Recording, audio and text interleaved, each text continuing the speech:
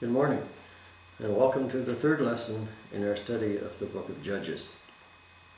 Now, we've already seen that Joshua, in entering the promised land, conquered the land as a whole, but did not completely rid the country of all the inhabitants as God had ordered him to do. And therefore, there were areas where the people who had inhabited the land before still remained. And the first part of chapter 3 tells us about this situation. It says, "Now these are the nations which the Lord left. The Lord allowed them to stay there, that he might test Israel by them. That is, all who had not known any of the wars in Canaan. This was only so that the generations of the children of Israel might be taught to know war." In other words, he allowed these people to stay. He did not himself remove these people from the land because he wanted them to test the people of Israel, the children of Israel, to see if they were faithful to him, and also to test them in the ways of war, because in an area surrounded as they were and still are by people who are hostile to them, they have to understand the means of war and to understand the means of self-defense. So this is what they said. So he left 5 lords of the Philistines, all the Canaanites, the Sidonites, the Hivites who dwelt in Mount Lebanon, from Mount Baal Hermon to the entrance of Hamath, that they were left, that he might test Israel by them, to know whether they would obey the commandments of the Lord, which he had commanded their fathers by the hand of Moses. Now it says the children of Israel dwelt among the Canaanites, the Hittites, etc., but they took their daughters to be their wives, and gave their daughters to their sons, and they served their gods. So instead of Israel entering and conquering the land which God had promised them, now they actually dwelt among the inhabitants of the land and intermingled with them. Their sons took the daughters of the people from that land as their wives, and gave their daughters to the sons, to the men of that land as their wives. So there was a complete intermingling, and before long they also served the gods of the land rather than God himself. So this was a situation. The Israelites had lost their desire to serve God. And it said back in chapter 2 that the anger of the Lord was hot against Israel because this nation has transgressed my covenant, which I commanded their fathers, and has not heeded my voice. This is the reason he no longer drove out the remainder of the inhabitants of the land before the Israelites. So it says here that in the continuing of chapter 3, so the children of Israel did evil in the sight of the Lord. They forgot the Lord their God and served the Baals and Asheroths.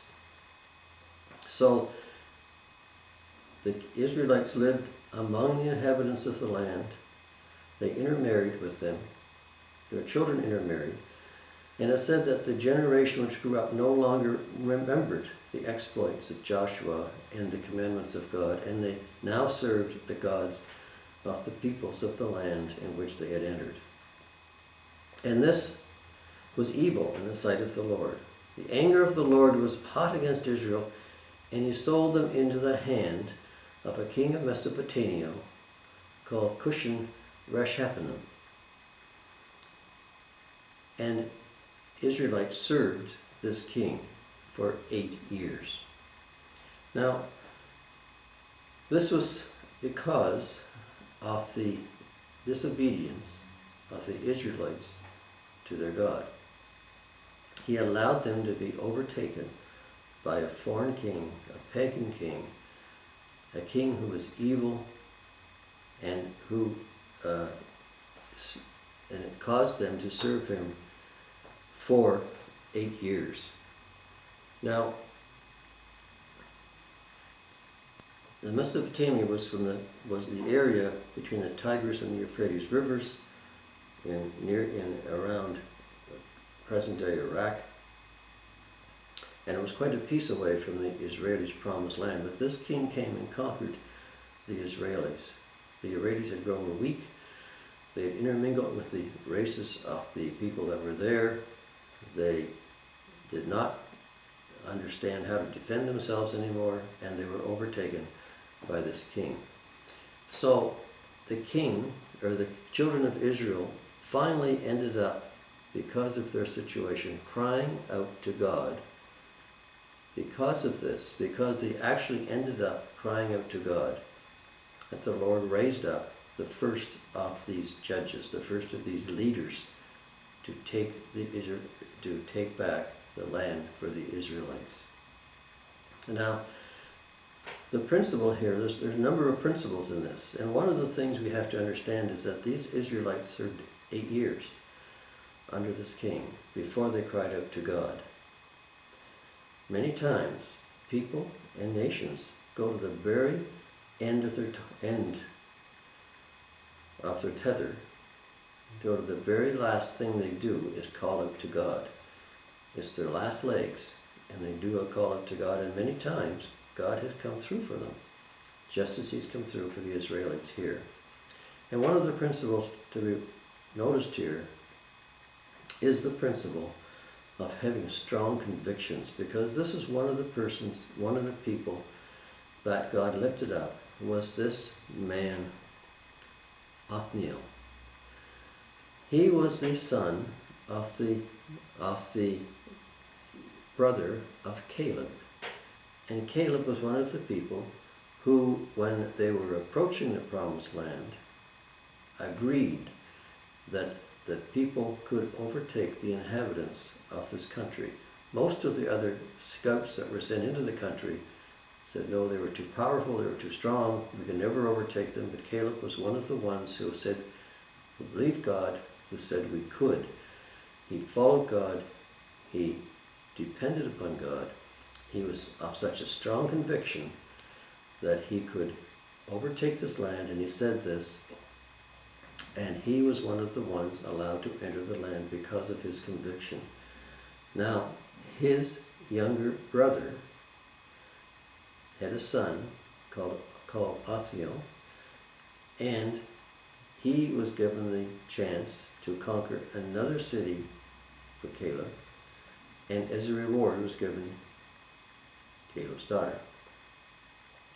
So this all tied into the fact that this man was given the opportunity and had the conviction to do this duty. And it says that he delivered them, Othniel, the son of Kenaz, Caleb's younger brother. The Spirit of the Lord came upon him, and he judged Israel. He went out to war, and the Lord delivered the king of Mesopotamia into his hands, and Othniel prevailed.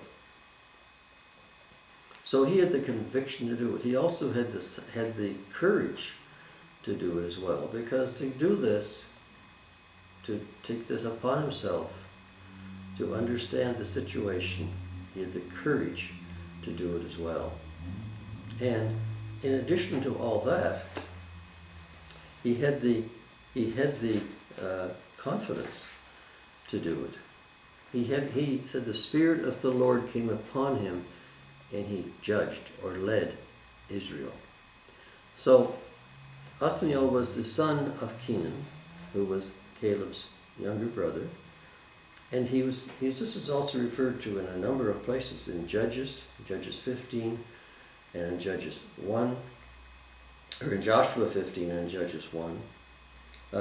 He was one of the people who were successful, courageous, had the confidence, had the conviction to do this, and he was brought up by God and led the Israelites against this king. And after this, they had peace for 40 years. And then Othniel died. Now, we must assume, although it doesn't say this, that during this 40-year period, when there was peace, that the Israelis went back to serving God again. They went back and they maybe disassociated themselves from the other peoples in the land. They stopped the intermarriages. They have to have done what God wanted because they had peace for the 40 years and they apparently served God again. But after Othniel died, after this generation had again passed away, there was another falling away. And it says, the children of Israel again did evil in the sight of the Lord. And because they fell away from God's direction again, God apparently strengthened Elgon, the king of Moab, against Israel. And this Moab, this king of Moab, made an alliance with two other peoples, the people of Ammon and Amalek. Now this is an interesting alliance because if you go back in history, Moab was actually the founder of Moab. The Moab himself was the son of an incestuous relationship between Lot and Lot's daughter after the fall of Sodom and Gomorrah. The daughters of Lot got Lot drunk and then had sexual relations with him. Moab was the son of the eldest daughter in Lot's relationship. Ammon was the son of the younger daughter of Lot in the relationship with Lot in another incestuous relationship. And of course the Amalek came from Esau, Jacob's brother. So there's a history to these people. And now they had an alliance. They had an alliance against Israel. And they overcame Israel.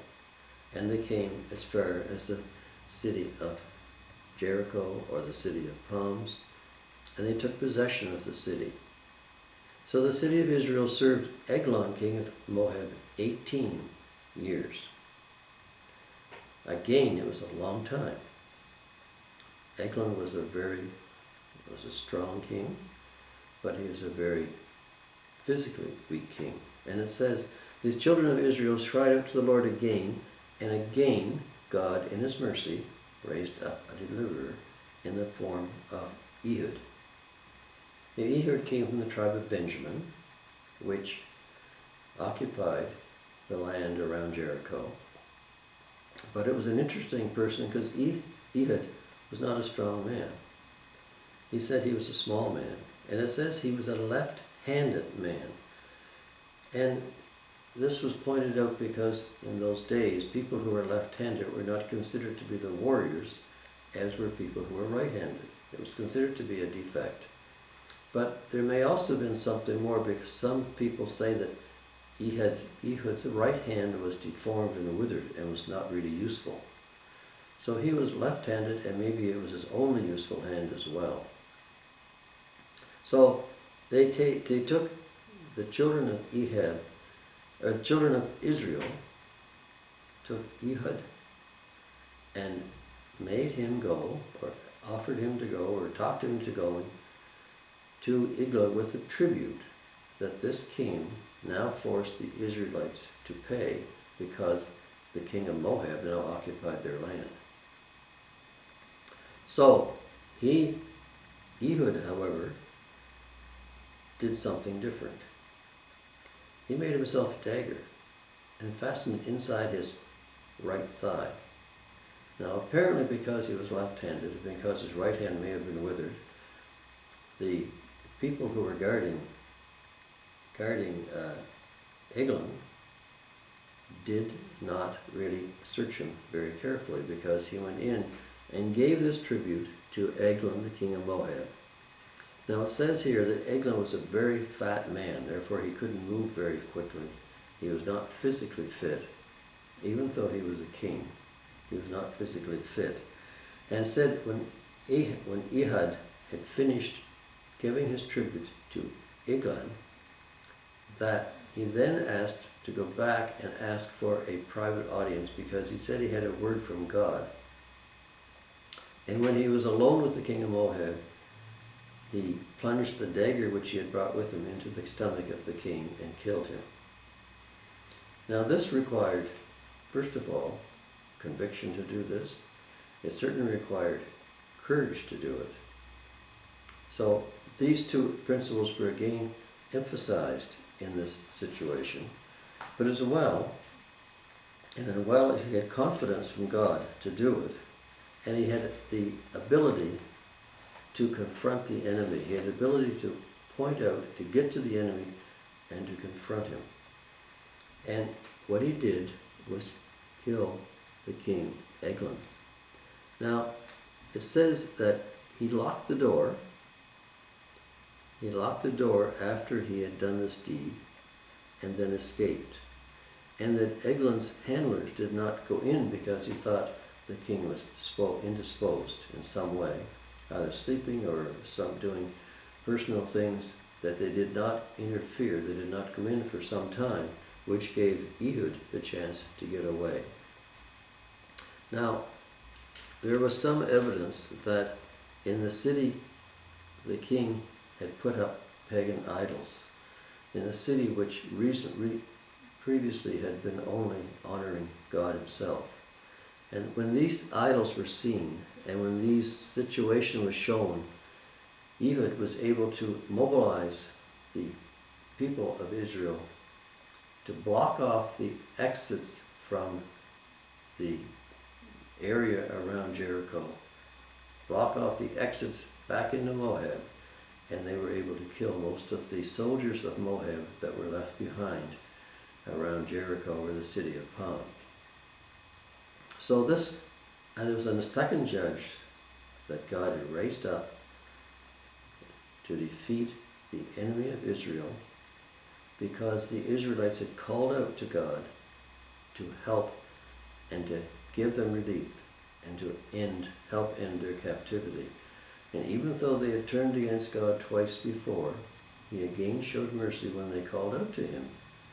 And he did raise up someone to help defeat the enemies and allow the Israelites some further peace. And it says that Moab was subdued and under the hand of Israel, and the land had rest for 80 years.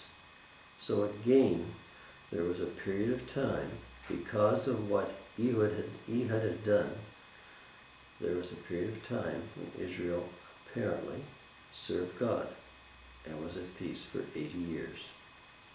And the last verse says, after him was Shemgar, the son of Anath.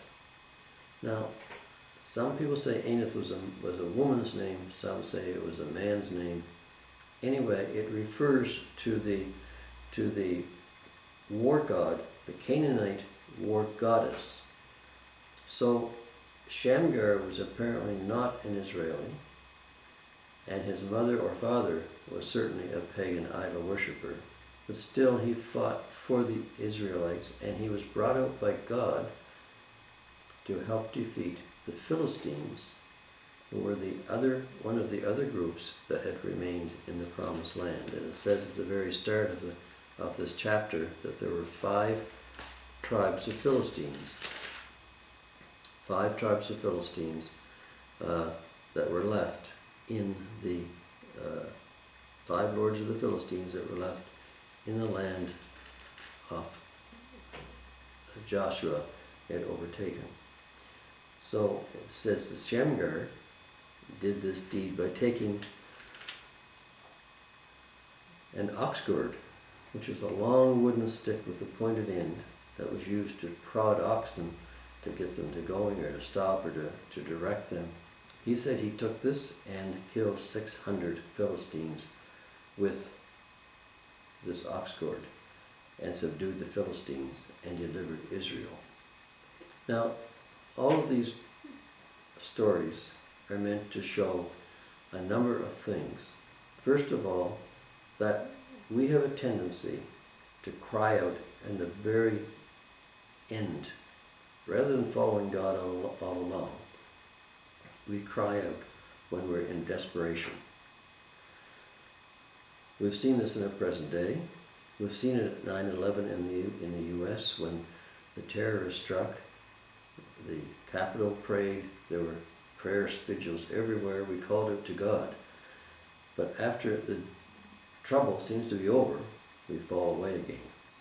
And this is the same way that happened in the Israelites. They called out to God in their hour of desperation, and God delivered them. Even though there's disobedience, God has mercy. And it goes over and over again. And God raises up people with 5 principles involved that we should just review. One is this principle of conviction. To do some of these things, people have to have, and we today have to have strong convictions if we're going to survive in a world which is really post-Christian. Strong convictions to do something. The courage to do something, because conviction is very little without some courage behind it. And courage is going to be necessary in this world as we go forward. You have to have the confidence from God, because it is when the Spirit of God is in you that you can have the courage to do what your confidence says you must. You must have the ability to confront the enemy, because the enemy is there, as Ehud did to Elgin. You have to have the courage to confront the enemy at the proper time. And then you have to be able to use what is available to you, as Shamgar did with the ox goad. So these are the real principles that come out of this chapter in the book of Judges. So these are the first 3 judges. There are many more coming up, and many more have their own stories, and we'll get into those shortly in the next few lessons. But right now, that's the end for today. Thanks for joining me. I hope you'll join me next week when we go into lesson 4 in this study of the book of Judges. Thanks for watching. Bye for now.